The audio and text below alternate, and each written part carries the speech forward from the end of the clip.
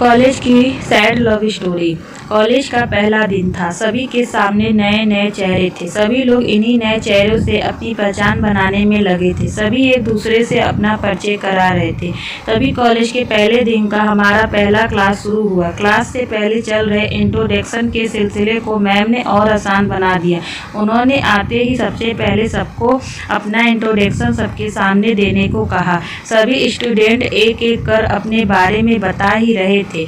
तभी जैसे ही ऋचा ने अपने बारे में कहना शुरू किया, मानो उसी क्लास में बैठे विशाल की आंखें बस उस पर ही टिक गई।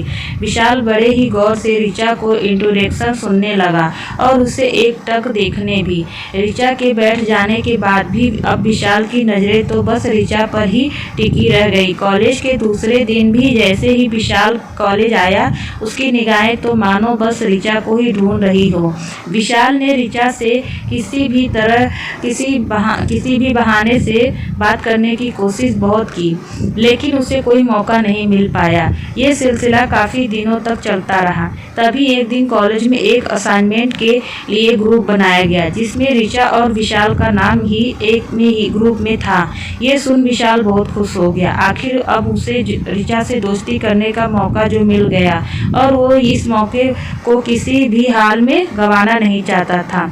और हुआ भी ऐसा ही। साथ असाइनमेंट बनाते हुए ऋचा और विशाल में बातचीत शुरू हुई और फिर देखते ही देखते दोस्ती भी हो गई। समय के साथ साथ अब ऋचा और विशाल की काफ़ी अच्छी दोस्ती बन चुकी, लेकिन ऋचा विशाल की दोस्ती धीरे धीरे कुछ ज़्यादा ही बढ़ने लगी। फिर एक दिन मौका देखकर विशाल ने ऋचा को प्रपोज कर दिया। ऋचा भी विशाल को मना नहीं कर पाई, क्योंकि कहीं ना कहीं उसके दिल में भी विशाल के लिए प्यार वाली फीलिंग आ चुकी थी। अब दोनों दोस्त के साथ लवर भी बन चुके थे, इसलिए कॉलेज के बाद भी दोनों का मिलना जुलना जारी रहा। अब तो पूरे क्लास को भी ऋचा और विशाल की लव स्टोरी के बारे में मालूम हो गया था। विशाल हमेशा ऋचा को महंगे महंगे गिफ्ट देता और ऋचा भी प्रोजेक्ट में विशाल की हेल्प करती। सभी कहते कि ऋचा और विशाल की एक दूसरे ही बने हैं, यानी एक परफेक्ट कपल। ऋचा भी हमेशा विशाल से शादी के लिए पूछती, तो विशाल हमेशा ऋचा को भरोसा दिलाता कि अब वो उसके बिना नहीं जी सकता। 3 साल तक तो दोनों का रिलेशन बहुत अच्छा चला, लेकिन कॉलेज के बाद अब ऋचा और विशाल का मिलना काफ़ी कम हो गया। ऋचा के फ़ोन करने के पर भी विशाल ठीक उसे बात नहीं करता। वो कहता कि अपने वो पापा के बिजनेस में ध्यान दे रहा है। हालांकि ऋचा ने अपने घर में विशाल के बारे में सब कुछ बताया था, इसीलिए उसके घर वाले अब उस पर विशाल से शादी करने का दबाव लगाए, लेकिन अब ऋचा अपने घर वालों से कोई भी जवाब नहीं दे पा रही थी। फिर एक दिन ऋचा विशाल के पापा के रेस्टोरेंट पहुंच गई। वहां उस वक्त विशाल नहीं था, तो ऋचा ने विशाल के पापा को कहा कि वो विशाल की फ्रेंड है और यहाँ से गुजर रही थी, तो यहाँ आ गई।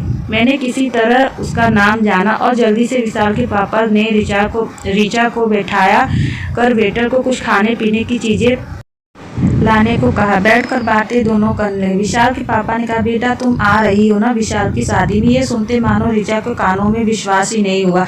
उसने फिर से पूछा। उन्होंने कहा, हाँ विशाल की शादी अगले महीने हो रही है, इसी की तैयारी में लगा है। बहुत खुश है वो, आखिर अपनी पसंद की लड़की से जो शादी कर रहा है। दोनों स्कूल के टाइम ही एक दूसरे को जानते हैं। ये सुनकर ऋचा बिल्कुल निस्तब्ध हो गई, वहाँ से निकल पड़ी। घर आकर ऋचा सीधे अपने कमरे में गई, खुद को कमरे में बंद करके घंटों रोई। ऋचा ने अपने माँ पापा को भी इस विषय में बताया। उन्होंने ऋचा को किसी भी तरह समझाया, जिंदगी में अब तुम्हें आगे बढ़ना चाहिए और भविष्य के बारे में सोचना चाहिए। जो गुजर गया वो गुजर गया, अब उसके बारे में सोचकर अपनी आगे की जिंदगी खराब मत करो। लेकिन ऋचा अभी तक विशाल को भुला नहीं पाई थी। रोज रात को रोते हुए दिल को दिलासा देते हुए कहती, ये क्या हुआ अगर एक दिल तो टूट चुका। दोस्तों, आपका प्यार हमेशा सफल और सच्चा हो ये जरूरी नहीं होता। कई बार लोगों को प्यार में धोखा भी होता है, लेकिन इसमें कहीं ना कहीं कमी आप में भी रह गई होगी। जो आपने ऐसे इंसान से प्यार किया जो आपके लिए कहीं ही नहीं था। कहीं न इंसान परखने में गलती आपसे भी हो गई है। दोस्तों, स्टोरी पसंद आई हो तो चैनल को सब्सक्राइब और वीडियो को लाइक करना ना भूलें। धन्यवाद।